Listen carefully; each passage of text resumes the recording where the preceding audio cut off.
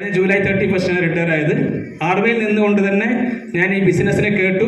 ആർമിയിൽ നിന്നുകൊണ്ട് തന്നെ ഈ ബിസിനസ് പരിചയപ്പെട്ടു. അത് നിന്നുകൊണ്ട് തന്നെ ഞാൻ ഏരിയ ടീം കോർഡിനേറ്റർ റാങ്ക് കരസ്ഥമാക്കി.